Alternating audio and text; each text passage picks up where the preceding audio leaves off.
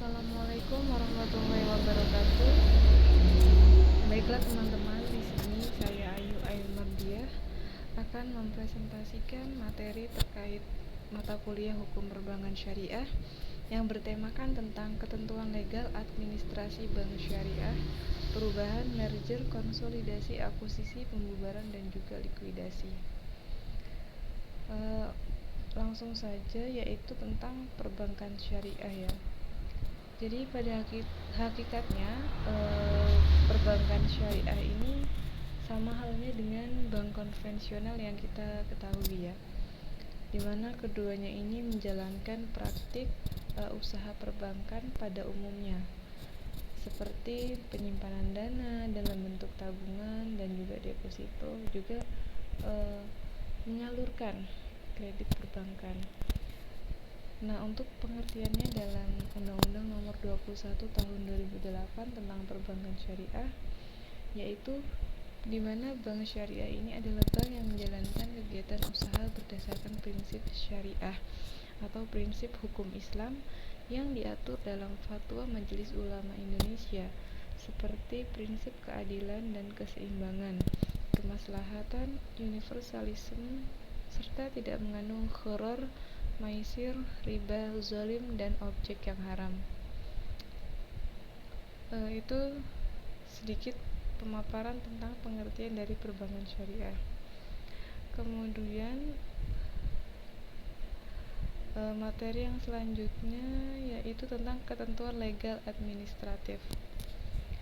Sejak berlakunya Undang-Undang Republik Indonesia Nomor 7 Tahun 1992 tentang perbankan ya, maka pada saat itu Indonesia telah menganut dual banking system, yaitu dua sistem perbankan, yang berarti berlakunya dua sistem perbankan dalam satu negara ini, yaitu sistem bank konvensional dan juga sistem bank syariah. Kemudian dengan berlakunya Undang-Undang tahun 1992 nomor 7 ini, maka secara terang-terangan dinyatakan bahwa sistem perbankan di Indonesia ini ada dua jenis.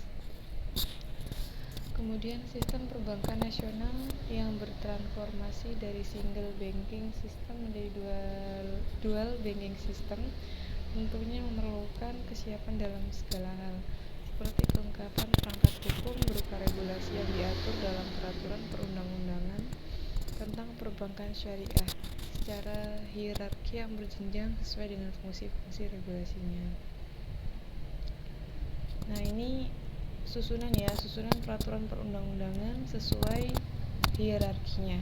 Di sini yang pertama yaitu yang paling atas Undang-Undang Dasar 1945, ya, ketetapannya tentang ketentuan yang mengatur tentang perekonomian negara dan prinsip demokrasi ekonomi. Kemudian yang kedua yaitu Undang-Undang Nomor 7 Tahun 1992 tentang perbankan, sebagaimana telah diubah dengan Undang-Undang Nomor 10 Tahun 1998 tentang perbankan. Yang ketiga yaitu Undang-Undang RI Nomor 23 Tahun 1999 tentang Bank Indonesia, sebagaimana telah diubah dengan Undang-Undang RI Nomor 3 Tahun 2004 tentang Bank Indonesia. Yang keempat yaitu ada Undang-Undang RI Nomor 40 Tahun 2007 tentang perseroan terbatas, Undang-Undang RI Nomor 21 Tahun 2008 tentang perbankan syariah, Undang-Undang RI Nomor 21 Tahun 2011 tentang otoritas jasa keuangan, dan juga yang terakhir peraturan Bank Indonesia dan peraturan OJK sebagai peraturan pelaksana undang-undang. Ya, materi yang selanjutnya tentang merger. Merger di sini memiliki arti yaitu suatu keputusan untuk mengkombinasi atau menggabungkan dua atau lebih perusahaan untuk menjadi satu perusahaan yang baru. Dan di mana dalam hal ini pihak yang membeli akan melanjutkan nama dan identitasnya.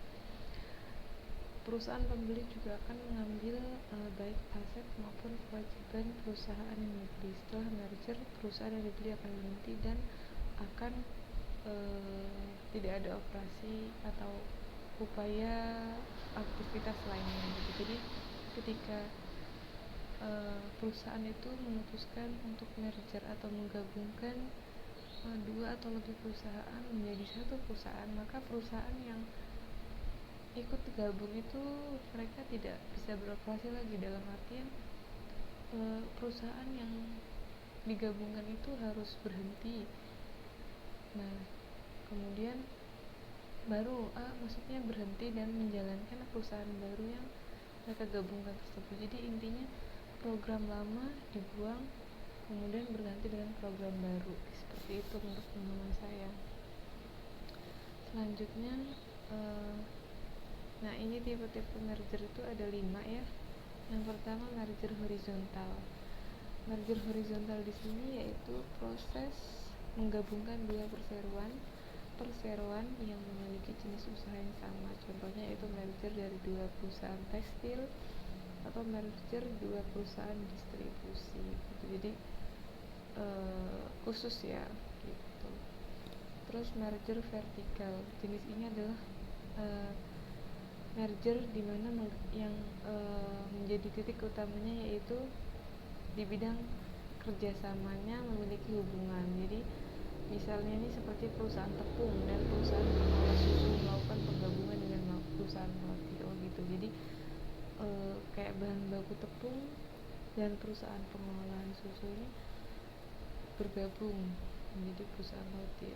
Jenisnya ya, bidang kerjasama di bidang makanan, pengolahan produksi makanan gitu. Jadi ketika di merger